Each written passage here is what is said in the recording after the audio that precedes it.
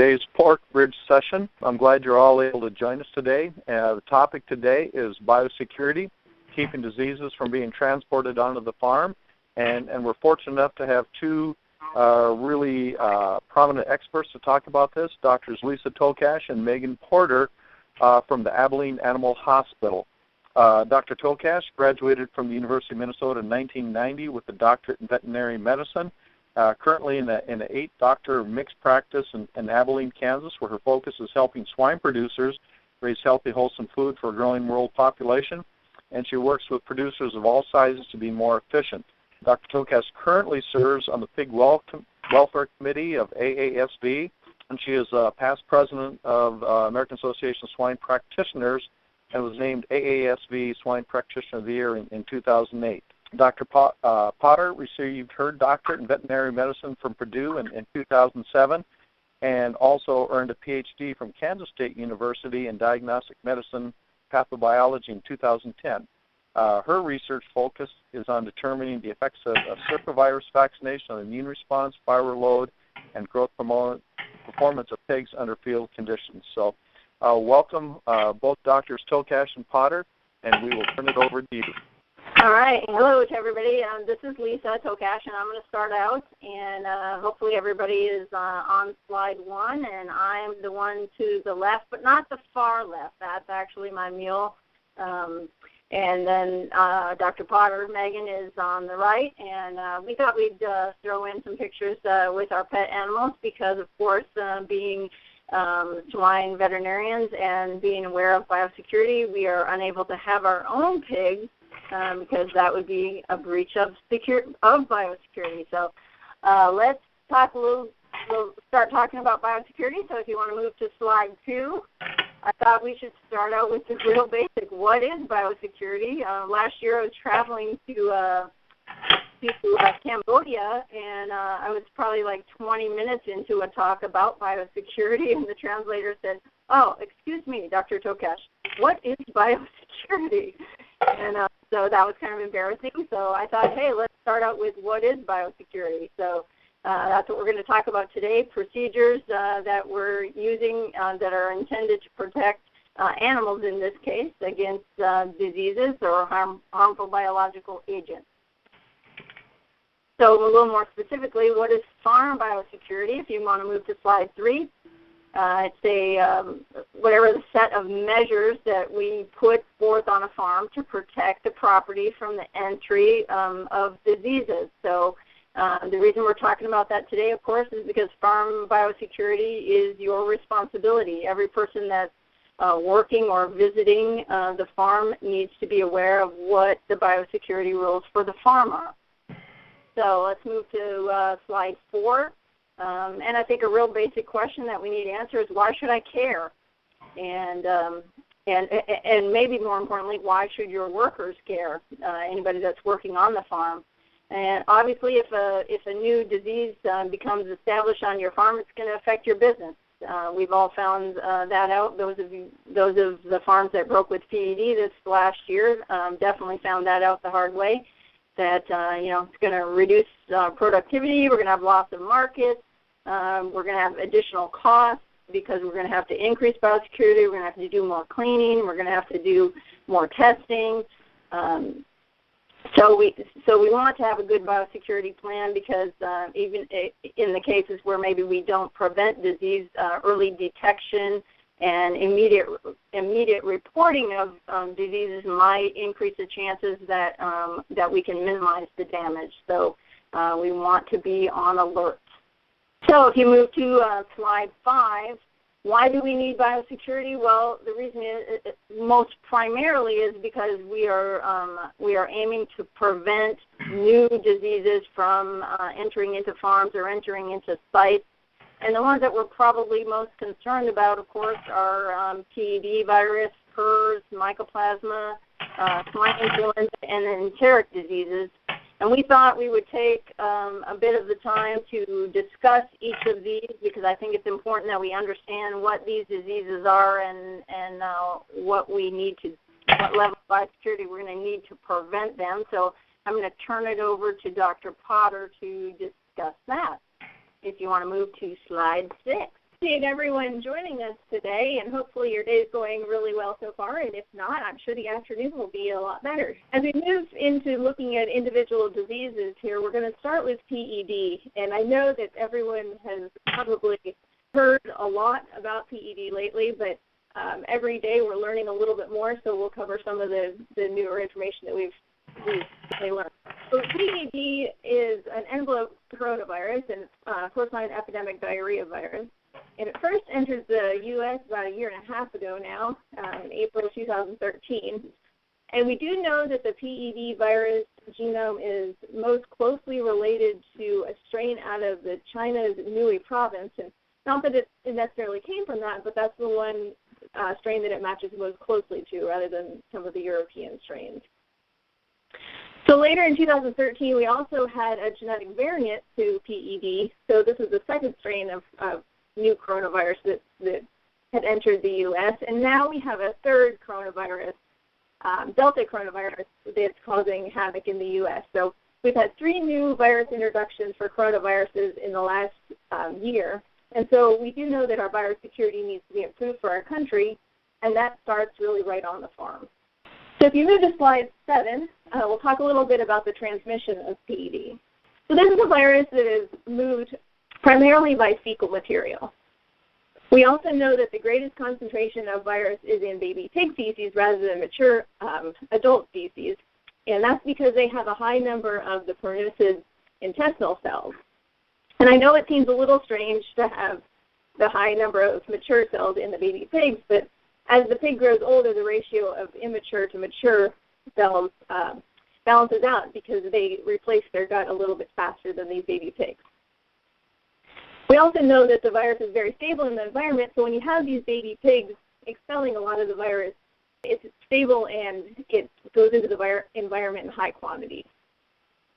So some of Dr. Goyle's recent work was he found that PED can survive in manure slurry for at least 28 days, and that's when they stop testing, but at least 28 days at cold temperatures and at 14 days at moderately warm temperatures. And we also know that PED can survive in fresh feces for at least 7 days at very high temperatures. Some of these are even just a little bit lower than what you might make a trailer at. So we know that there's a lot of virus that's eliminated from baby pigs. It's very stable in the environment. And we also know that it takes a very small amount of the virus to infect a pig. So this is a big problem for biosecurity because any little bit of fecal material on either contaminated transport or spread by people or even aerosol movement of fecal material can result in transmission of this virus. And as we head into the colder months of the year, we also know that survival will increase quite dramatically. So we're kind of waiting to see what the outcome of this virus will be this winter. So one question that we get a lot is, what is this virus sensitive to as far as disinfectants? And it is sensitive to many commonly used disinfectants, but it is not sensitive to Lysol, which is sometimes what people use a lot in their vehicles. That was kind of the thing to control influenza and PRRS, but this virus is not sensitive to Lysol. So if you move to the next slide, we'll look at a couple of disinfectants that are effective against PED and PRRS. And we tend to focus on the classes of aldehydes, oxidizing agents, and phenols. And some of those that you might be more commonly familiar with might be synergizing DCNR, Viraconazole, Tetrol, one-stroke. All of these categories of disinfectants would work on both of these viruses. So if you move to slide 9, the clinical signs of PED occur very shortly after the time of infection. So the time to infection to clinical signs is about 24 hours. And what happens is the virus destroys the mature enterocytes lining the small intestines. And if you look at slide 1, you'll see that arrow points out the villi in the small intestines. And then in the picture number 2, you'll see that brown staining material. That's all infected cells lining the gut. And that's about 8 hours after infection. If you look at the third picture there, that's about 36 hours after infection, and you'll see that those villi have been blunted off, and that pig is no longer absorbing the nutrients that it was back in that picture number 1. And then in picture number 4, that's about 36 hours after infection. You'll see that there's hardly any brown material left, so those cells are basically gone. So this results in the pig's inability to absorb nutrients and results in the watery diarrhea and dehydration that you see, along with some vomiting. If we move to slide 10, we'll know that all ages of pigs are affected and they can all show clinical signs. And after exposure and recovery, some pigs do become temporarily immune, but we do think that the immunity is temporary, and they may be able to become infected again. We have a death loss of about 100% in the suckling nursing pigs until the sows are able to produce enough antibody in their milk to protect those pigs. And then once a pig is a little bit older, even into weaning and the grow-finish period, they show clinical signs, but the mortality is not as high. Major loss is due to poor performance. So let's move to slide 11. What do we do to try to manage PED? Well, once a farm becomes infected on the sow farm, we do whole herd exposure, and this puts all animals on the same timeline to immunity.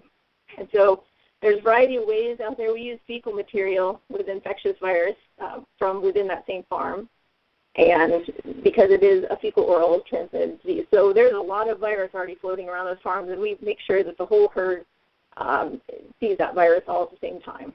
And then once that's done, then we start with a thorough cleaning and disinfection, because remember, we want to decrease that environmental contamination because all the animals are starting to become immune at that point. So then we need to tackle the environment. So if you do run into a situation where the virus becomes chronic, we try to focus on the pigs that are less than 7 days old. We think that if we can get a pig out to about 7 days old, we can get that pig to live. So we really try to ramp up the biosecurity for those young pigs. We try to limit people traffic in the rooms with the pigs that are less than 7 days old. That means changing clothes, equipment, boots, and gloves in that room. We don't try to move pigs until after they're dry, after they're born, we don't try to move them after they're dry because the virus has started to infect pigs at that point. And then we try to limit handling only to necessary treatments. So we try to limit the spread of virus from litter to litter. So on slide 12, if you get a PED infection in a nursery and finisher, it's a little bit different. These pigs should be old enough to be able to survive the PED infection. They have the ratio of the immature to immature intestinal cells, which allows them to get through this disease. So what we do is we focus on the supportive care and try to do some environmental control in these facilities. Because what we want to do is we want to try to keep the pigs alive but limit the spread from barn to barn. So we don't want to move this virus from infected facilities to non-infected facilities. So anything like equipment or clothing, boots that have been in that barn stay there until it's cleaned and disinfected, and then it can move. So now we've talked about enteric disease. We'll move on to PRRS on slide 13, more of a respiratory disease. So PRRS is caused by an enveloped arterivirus. So again, remember that PED was also an envelope virus, and these tend to respond a little bit better to disinfectants. So this virus was first described in the U.S. in 1987. There's 2 major strains in the world, and both can be found in the U.S. So this virus targets pulmonary alveolar macrophages, so an immune cell in the lung. That's where it primarily replicates and hangs out. And different strains, as many of you may know if you've had different strains in your farms, they do differ in virulence. So on slide 14, PRRS is spread by direct contact with infected secretions or blood. And this virus is one that's a little bit more challenging because pigs can carry the virus in their tissues for more than 200 days once they're infected. The viremia actually persists for a couple of weeks only, and shedding can occur up to 92 days, but again, they can harbor that virus in their tissues for a longer period of time. So any infected secretions such as urine, feces, semen, milk, oral or nasal fluids, any of those can transmit the virus. So again, shedding carrier animals are a significant risk for this virus because you may not be able to detect the viremia, but they can still have that virus in their tissues. We also know that this one can transmit fairly readily by aerosol transmission. So when we think about this one, we want to control the aerosol transmission and the secretions. We also have a lot of focus on the vertical and lateral transmission with this virus. On slide 15, We know that the PRRS targets and replicates in the lymphoid tissue, and when it goes into these lymphoid tissues, it compromises the ability of those cells. And so we get a lot of pneumonia, reproductive signs, and weak pigs with this virus. So I'm sure many of you have had firsthand experience with this. You get a variety of clinical signs, and the damage can drag out into the growth finish period quite a bit because you get the secondary infections on top of the primary viral infection. So on slide 16, so how do we manage this? Well, if we have a negative sow farm, we try to use biosecurity to keep the virus out. So we really try to focus on transport and people, where they've been, where they're going to, different facilities, try to move pig, all in, all out, so you're not bringing maybe a potentially positive pig into a negative area. We also use testing protocols to test incoming replacement stock and semen to make sure we're not transmitting the virus that way. If you have a positive sow farm but it's stable, then we try to acclimatize the replacement gilts and expose them to the virus that's circulating within that sow farm and allow them to become immune before entering the sow farm. So that you may have a little viral circulation, but for the most part you're producing a negative animal from those animals that are immune to the virus. If you've had a new PRRS introduction, then we do whole herd exposure, similar to the concept of PED, but we try to place all animals on the same timeline to immunity and then use specific pig flow to walk the virus out of the farm. So we have a goal here of producing a negative pigs. So we do have vaccines that are available, but there's sometimes an issue of cross-protection among these vaccines. Slide 17. So in the nursery finisher side of the world, if you have a negative flow, obviously the goal is to keep the virus out. So again, focus on people and facilities to make sure you're not moving people from positive places into negative places and moving positive pigs into negative areas. We also look at transport biosecurity around the time of marketing to make sure you're not bringing a truck that's been to the slaughter plant back to these barns that might be negative. And even those late breaks of PRRS can be pretty costly. If you have a positive flow, then we try to focus on pig comfort, monitoring and treating those pigs for secondary bacterial infections. We try to flow the pigs so that we're all in, all out. And again, there are vaccines with that issue of cross-protection, though.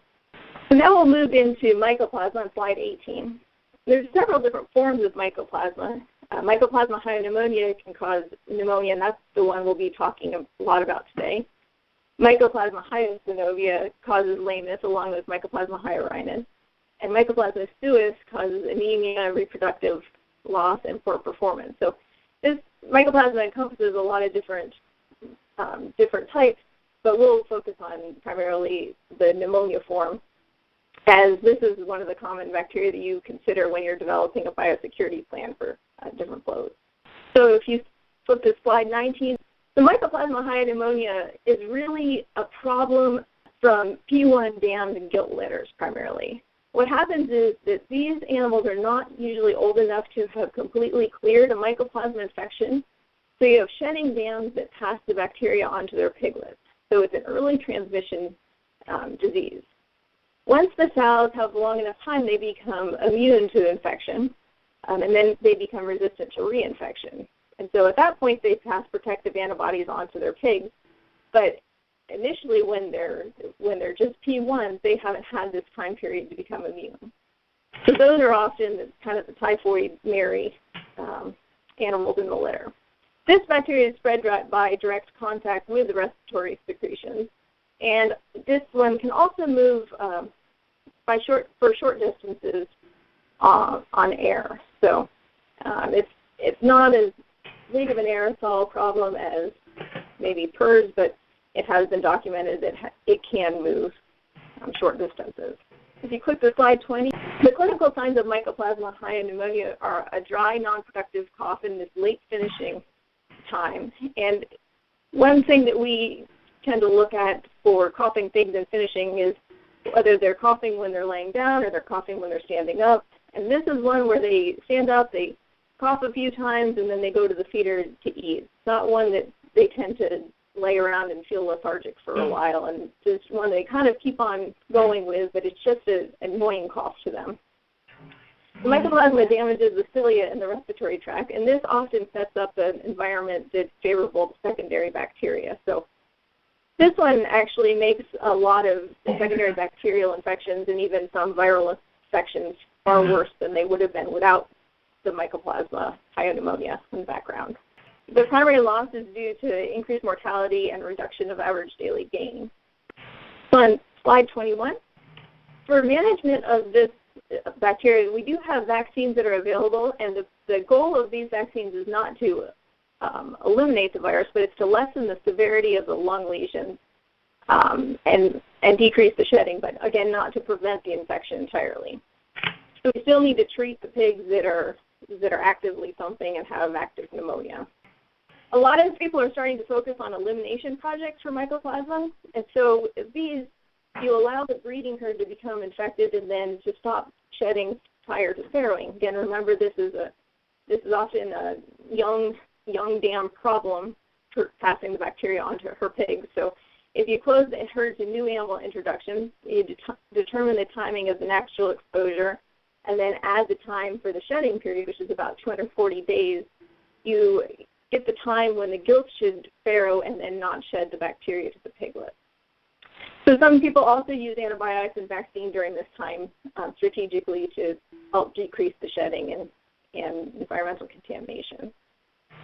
But we also want to make note that you need to keep the majority of pigs Mycoplasma pneumonia negative in the downstream flow to make the elimination probably economically worthwhile, just because we know that the benefits are probably increasing the average daily gain and reduction of mortality. Slide 22, we'll go through swine influenza virus just a little bit. So this is about the time when swine influenza virus starts to really ramp up. And this is caused by a type A influenza virus. We have 4 different types detected in the U.S. swine herd. But we also know that SIV easily reassorts and can include genes from other human and avian strains. So this one is constantly moving, and genetic shifts always occurring. So it's a hard one to keep ahead of. So slide 23. So SIV is transmitted by direct contact with shedding pigs, and the nasal secretions are their primary secretion that you're concerned with. Aerosol transmission can occur over short distances, but we really focus on the people-to-pig and pig-to-pig transmission. Slide 24. So SIV has a very short incubation period. It's about 1 to 3 days. Again, the virus attaches to the cilia and then causes damage to this, which allows deeper infection into the lungs. Clinical signs, many of you have seen this. They include the high fever, off-feed events. You'll see the nasal discharge, the stumping pigs with pneumonia, and then the cough. And interestingly, the cough is a sign that recovery has actually started. So the clinical signs last approximately 1 week, and all ages of pigs can be affected. So slide 25. We really focus on trying to keep the influenza-affected pigs warm and dry and comfortable. There are vaccines that are available, but the cross-protection is often not there between the different strains, so it's hard to get a vaccine that's going to be very effective. Since the dams do pass on antibodies to their pigs, what our strategy has been is to try to get those dams immune to the virus and then allow them to protect the pig through weaning. Because once the pig is up on feed, they handle the virus quite a bit better. So slide 26. So we've covered some of the primary diseases that we think about when we're looking at developing biosecurity plans, but there's a couple other enteric diseases that also pop into our minds. So ileitis, swine dysentery, salmonella, and E. coli. These are all enteric diseases that are transmitted by fecal material. And sometimes rodents, in the case of swine dysentery, can move these diseases, but any type of rodent or anything that can move fecal material can also transmit these diseases. The environmental stability of these also varies, but thorough cleaning and disinfection between different groups should help to reduce the environmental load of all of these. Clinical signs include diarrhea, weight loss, and mortality, and the management of these you can try to prevent or treat with antibiotics, and in some cases there are vaccines that are available. So with that, I'm going to turn it back over to Dr. Tokach, who's going to go through a bit more of what we think through when we develop biosecurity plans. Okay, so everybody should be on slide number 27, and that was just kind of a brief overview of the major diseases that we're worried about when we're talking about developing a biosecurity plan. And in a lot of cases, we're trying to prevent new disease introduction. But just as a reminder on this slide, we're also trying to reduce lateral spread of disease. So it might be diseases that you have in the herd, but you're trying to prevent it from going from one age group to another. So, of course, that's why we use things like segregation of labor, all in, all out, either by site, by barn, or by room, cleaning and disinfecting between groups, and, of course, focusing on cleaning and disinfecting of transport. So if you want to move to slide 28, we're going to talk about how do we actually control biosecurity. So we just had a brief overview of, what are we actually trying to secure ourselves from, and now let's talk about, get to the down and dirty of how we're going to do it. So, we're going to talk about new animal introduction, transport vehicles, semen, people, manure hauling, equipment, other animals, feed ingredients, obviously kind of a hot topic right now, and dead animal disposal.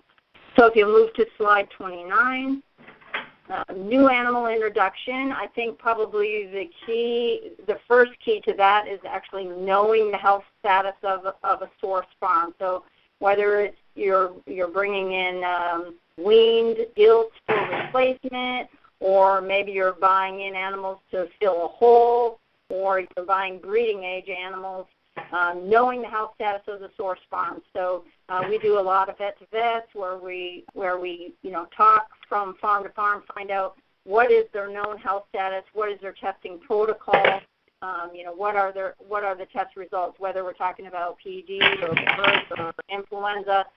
It's just open communication, helps save a lot of heartache later. Then when we're talking in the vet-to-vets, then a lot of times we'll review what are the isolation facilities and what is the isolation protocol. Is the isolation off-site? So, it's obviously going to be easier to prevent, especially, if you're talking about aerosol transmission. We have an on-site isolation facility. Aerosol transmission is a reality. If you're off-site, you might be able to prevent that.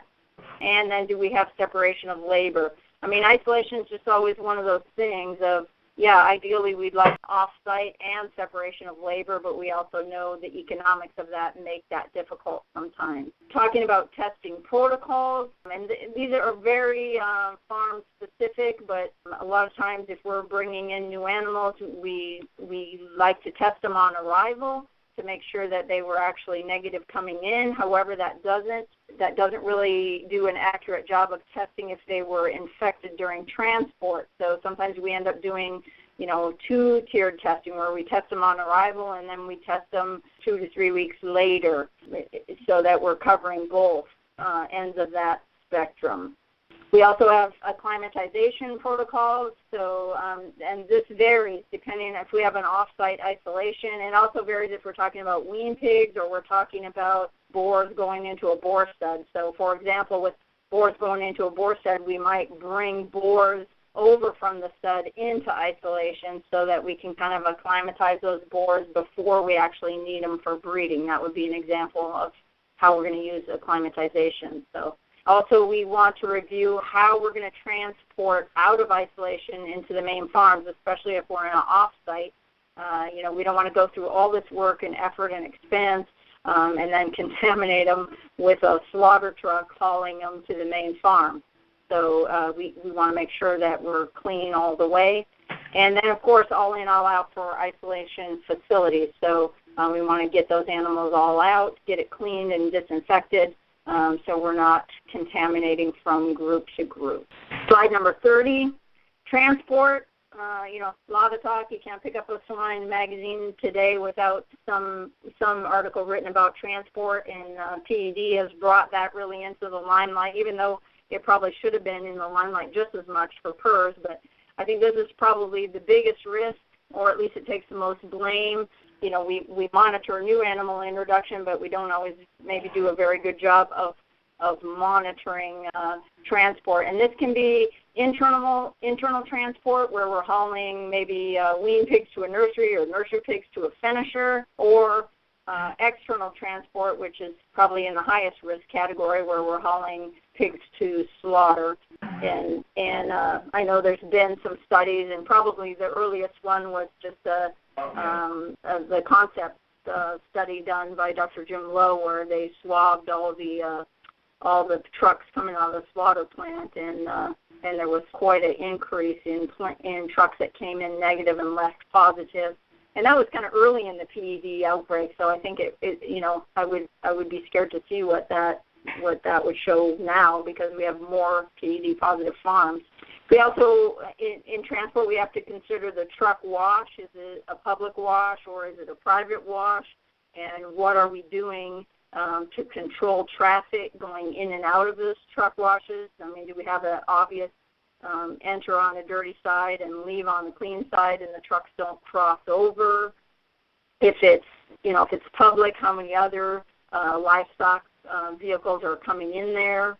Obviously, weather has to do a lot with that. I mean, when we get below freezing, the effectiveness of the truck wash comes more into question, which has led a lot of people to putting in trailer bakers, and that's where we're putting usually clean trucks. Although it's interesting that in the poultry industry, they use trailers that are not always clean. They just bake them and don't necessarily clean them out. I'm not, we're not there in the swine industry yet, or not, at least not comfortable enough to do that. But the trailer bakers are where we bring in a clean trailer and bake them to 160 Fahrenheit for 10 minutes or more and kill off the pathogens that way. Filtration is another subject that comes up, and that can be not only in transport. I mean, some people have completely filtered barns, especially when you're talking about maybe boar studs. It would be more common, but filtrated trailers. And we see this more in the breeding stock industry, where they're transporting boars or replacement gilts into breeding systems, that they filter the trailers so they don't get infected during transport. Whatever system people are using, we really encourage that they set up some sort of monitoring protocol. So, if it's whether you're baking the trailers or you're just wash, disinfecting, and drying, that you use some Swiffers and monitor the progress to make sure that, we're actually producing a negative product on the other end. If you move to slide 31, semen, that's obviously another concern that we have of transporting a new disease into a herd. And so we definitely want to know the stud sources and their protocols for new boar introduction. What we do a lot of vet-to-vets to figure out what is the testing protocol for the studs. I mean, are they doing PCR testing, and which most of them are, and if so, how are they doing it? How often? What percentage of the samples? We also want to review what are the delivery routes for the semen delivery vehicles if they're not shipping it. If they're delivering it by courier, are they going PERS and PED negative to positive? Are they actually driving on to positive farms? Do they have off-site drop? Where is the farm that you're working with? Where are they in the delivery route? So we want to review all of those sorts of things so we know where the semen is coming from and how it's being delivered. We do want to set up a protocol for semen drop on the farm. So, I'd prefer that they don't drive onto the farm, but if they are driving onto the farm, then we want to communicate how they're doing that. Well, how is the driver booting up then when they come to drop it off? Just want to make sure that we're not contaminating, not just because, obviously if they're doing enough testing, we're assuming that they're negative at the stud, but we want to make sure that they don't infect themselves at another farm and then drag that to you even though the stud is negative. Then we also want to have a protocol for communication when there is a breakdown in biosecurity, or if the boar stud has a positive test result. how soon is that going to get to you? Or, I mean, are you going to know that before the semen is delivered, or is the semen already going to be on your farm by the time you get that? And what is the chain of communication? So let's move to slide 32. People, and obviously pigs is the more likely way that pigs in transport is the more likely way that we're going to spread disease, but people is probably the one that we have the hardest time controlling. And so, first of all, we have the regular labor force. You need to have a protocol of how are they going to enter and leave the farm every day. And I've got a slide later on to talk about that more specifically. But is it a shower in, shower out? Are we using the Dutch entry? And we're going to talk about that in a little bit. Who's going to train the new employees? Who's responsible? Do we have a biosecurity person that makes sure that every new person knows what the protocol is? And then who's monitoring and enforcing this? If it's the veterinarian and we're only on the farm once a month, that's probably not going to be frequent enough to catch biosecurity errors. Of course, the veterinarians, we do try to do good and actually stomp out disease and pestilence, so we don't want to be blamed for bringing it in. So we also have rules for entry, whether that's, downtime and that we're coming in a clean vehicle and clean clothes. If we're doing diagnostics and we need a kit or some, things like knives or euthanasia solution to do the diagnostics, how are we going to get that into the farm without cross-contaminating? Then we have other people like servicemen, inspectors. You might have somebody from the health department that's going to come in, and we should have written rules for the entry of these types of people. Knowing whether they've been on other pig farms, when's the last time they've been around pigs. Are they going to come in a clean vehicle? All those things need to be addressed. And then we have regular people that come in delivery vehicles like your Postal Service, UPS, FedEx. What is the protocol for these people? Where do they drive? Where do they drop off packages? Are they going to another pig farm just down the road before they come to your place? Those are the kinds of questions that we need to ask. And then there's just in general visitors and salespeople.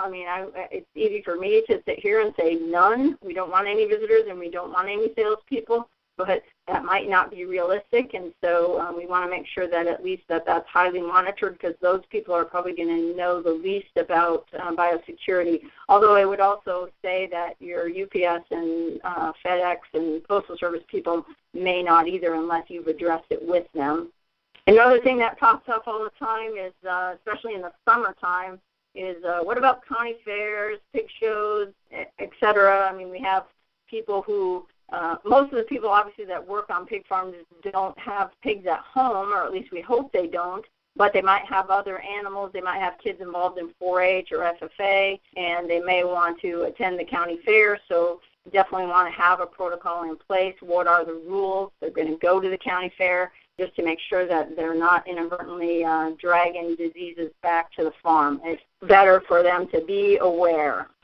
Move to slide 33. We're going to go into a little bit more specifics about the biosecurity tools for people. And so you can see I've kind of put the full spectrum on there on the left. I think that's probably a little bit of overkill. We're not quite there where we're putting people in hazmat suits and disinfecting them on the way in. But on the right, we have, where people are going to 4-H pig sales, and there's a mixing of multiple sources of pigs. And so, of course, that gives us a little bit of angst, too, especially when we're talking about spread of PRRS or PED. So I think it's a good idea to review. First of all, what is the downtime? Are you going to have a downtime requirement? Like, what is the length of time between contact with other pigs and when a person can come into the farm? And we see a lot of different rules. Some farms are overnight. Some farms have up to 3 days, 72 hours that you can't be around pigs. So I'm not sure that the length of time is as critical as what you're wearing and what you're driving, but there are different downtime requirements. Some farms, especially thinking of influenza and during the flu season, they're taking temperatures of their labor force. So people take their body temperature before entering the farm, and if they're running a fever, they can't be around the pigs that day. So that is a rule that has been put in some farms. Probably most commonly we see shower in, shower out, where we have a complete change of clothes, with a shower in between to reduce the transmission of disease. Some farms simplified that a little bit, especially in the wintertime. It's hard to get people to get too excited about showering in, showering out, especially if there's multiple sites involved. So they do the Danish entry, which is the bench across the doorway. So you enter in on the dirty side. You take your footwear off. You swing your legs over the bench, and you have different footwear, oftentimes coveralls, and then usually some sort of hand disinfectant or a sink that you wash your hands as you enter. So a little bit simplified from the full shower in, shower out. There's some farms that have a shuttle system where farms either do a shower in, shower out or a Danish entry, and then they are shuttled from that site onto the main farm site. So we've seen that. We have some where it's just change of footwear only. You just come and there's a clean, dirty line, and you change your boots and go on. Some just using foot baths where you dip your boots in when you're moving from section to section. I'm not sure how reliable that is. Most of the research that's been done on foot baths show that it might technically work for the first person that steps in there, but then they're contaminated. So I'm not sure that those are very effective, all the way down to no protocol at all. So I think it's just a good idea that everybody have a protocol. It's nice if it's written so that people can review it, and it's also really nice if we have a biosecurity manager so that we're sure that all people that are coming in are monitored and all new employees are properly trained. Manure handling, especially around in this area, this is the time of year that we're trying to get a lot of manure because we've got some fields that are harvested and we want to get the manure on before it gets too cold. National Pork Board has some really nice handouts if you want to go to their website about manure handling.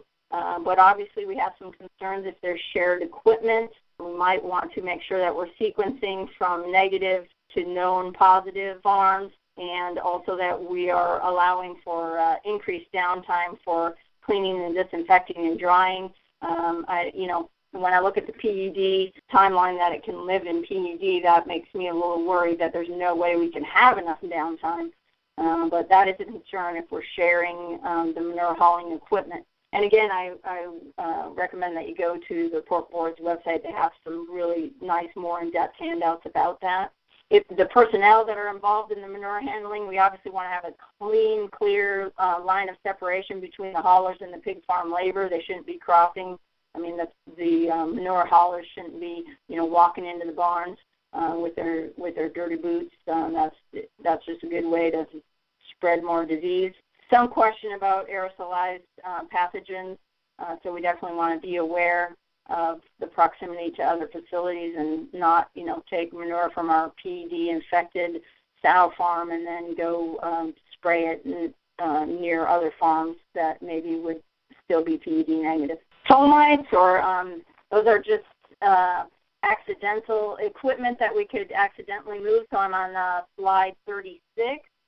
And those can be things like tools, cell phones, lunch boxes, those types of things that we often bring in and out of the farm. So we want to have a protocol for disinfectant. And so sometimes it's, we spray them down with disinfectant. And what Dr. Potter was alluding to earlier, I know I've been on multiple farms where they spray stuff down with Lysol.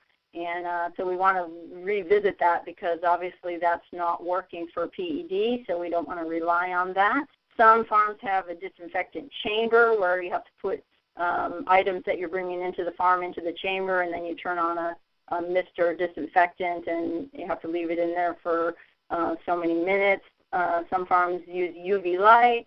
Some farms have rules on pork products. Like they're not going to allow people to bring in sausage or ham sandwiches for risk of viruses that can survive even the curing process. So, we see the full gamut. I'm not saying that you need to ban pork products or use any of those particular things, but I'm just saying that you should review all of the things that are coming into the farm. Also, things like shared equipment, like a portable loading chute. If you're going to share a loading chute between finisher sites, we want to have a protocol for disinfecting and not just drag it from one site to the other. Not knowing if we're going to spread new pathogens.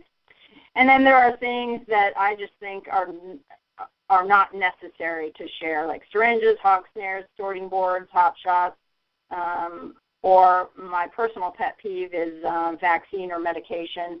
It drives me crazy when somebody has, maybe 50 doses left in a bottle of vaccine and then they take it over to another site. Definitely don't want, those are all things that I think we can work around and not have to share from site to site.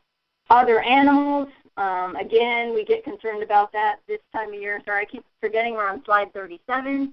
And, this is the time of year as the weather cools down that other animals are looking for a warm place to hide. So we want to get really aggressive about rodent control this time of year. If we got holes where they're obviously coming into a facility, we want to get those patched. And then we want to have aggressive control baiting stations. If we're not rocked around the building or the rock around the building has a lot of weeds growing in it, we want to get that fixed so that we have a barrier for animals coming in. We do have some concern for insects just because there could be some bloodborne transfer of virus. Birds, obviously, things like coyotes, raccoons, possums, farm cats and dogs, and obviously feral pigs. Those are things we just want to work to keep them out of the facility. Obviously, we'd like to keep rodents out too, but that's a little bit more difficult to do. If you switch to slide 38, this is kind of the hot topic of the day is feed. And, we could probably have a whole other seminar the rest of the afternoon talking about the issues and thoughts on feed contamination causing PED on farms. And I guess I'm just going to say that there's enough evidence out there that it looks like some of the blood products definitely can help in the transmission of PED. So this is something that we definitely want to monitor. And, we're not going to go into that a lot in depth. There is a lot of literature out there already, and there are a lot of trials that are currently being done, some proof of concept trials to try to show how this happens and even more importantly how we prevent this from happening. But we do want to audit the feed mills. We want to look at the delivery vehicles from the mill, have a protocol for sequence delivery. So if we're we'd like to obviously deliver most clean to the sow farms and then on out to the nursery finishers. We want to look at the routes to the farms so that we're not driving through hot PRRS or PED area if we can help it. And then, of course, we want to look at driver biosecurity. If the driver's getting in and out of the vehicle, that they're using proper biosecurity by putting on boots or gloves and not contaminating things that way. So strong evidence showing that PED is transmitted via porcine blood products, and so that is something we definitely want to be reviewing. If we have blood products in the nurseries, we need to look at that, whether we can remove them, whether we can use other products in their place, whether we can be more assured of a negative source. Things like, we don't think we're using blood products in sow diets, but then we realize, but we're using creep feed nursery pellet in the farrowing, and so that's another way that we're potentially bringing blood products and thus risk onto the farms. Then we want to look at biosecurity at the feed mill. How many farms is a particular mill supplying? What is the traffic in the mill for delivery of ingredients, loading of trucks? Especially this is going to be important in the wintertime. If they're bringing in to unload deliveries, do we have a way to make sure that snow and ice chunks are not falling into our receiving pit? And then people traffic.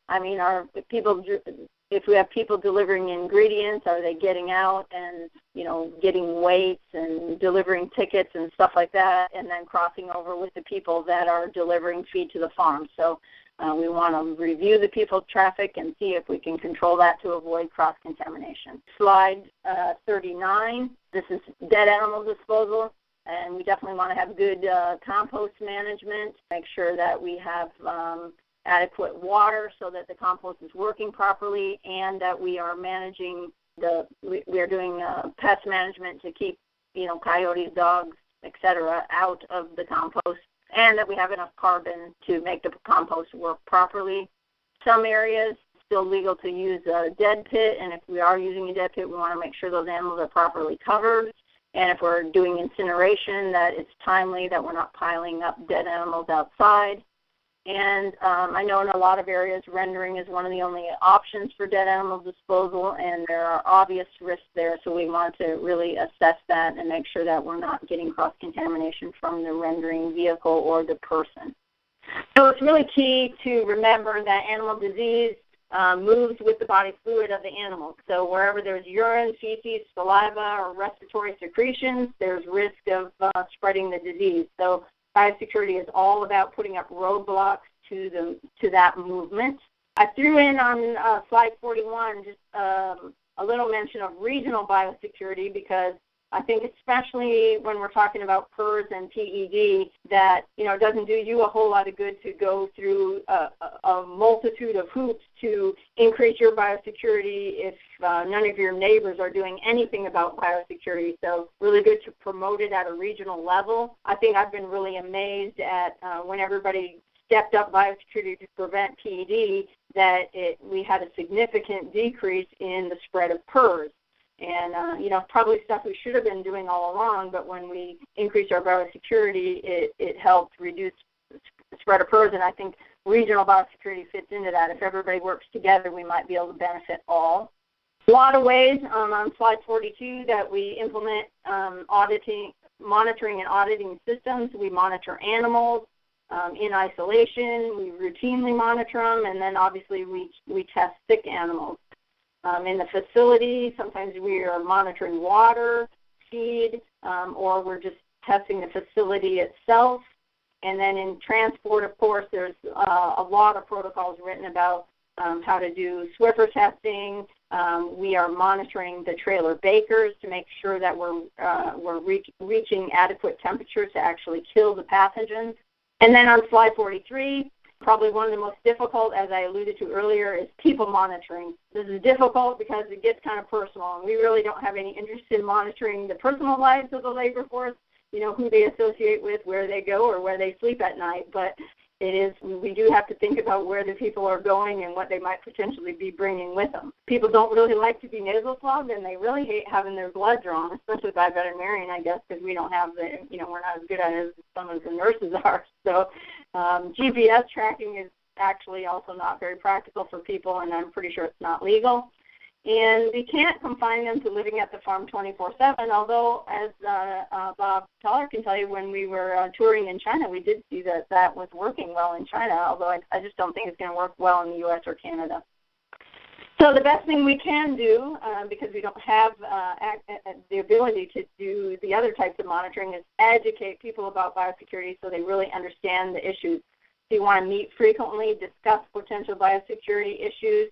And I think one of the other really important things is you want to empower the people to, ask questions when the biosecurity doesn't seem right to them. I always tell them, hey, when it comes to biosecurity, there's no stupid questions. I mean, stop everything and call if you think that there's a problem, because so many biosecurity problems could have been prevented if somebody would have spoke up. So you want to be open to the questions and really encourage people to ask, and do not assume that everyone understands biosecurity like you do, because they probably don't. So why do we even want to do biosecurity? If you want to turn to slide 45, obviously avoiding disease is the best way to go about it. We're going to have more pigs, heavier pigs during this profitable hog cycle, as Mike Brum pointed out. We might be in some real good cycle if the hog market's up and the feed price is low. So we can make money doing that. And the other way is if we don't prevent it, obviously there's a cost to disease. We're going to have mortality, we're going to have decreased performance, we're going to have lighter market weights. All those things are going to decrease our profits. So that brings us to the final slide. Thank you, Dr. Tokach and Potter, for an excellent presentations. Also, all the participants in today's program. Again, thank you for participating in PorkBridge and wishing you a safe and good fall.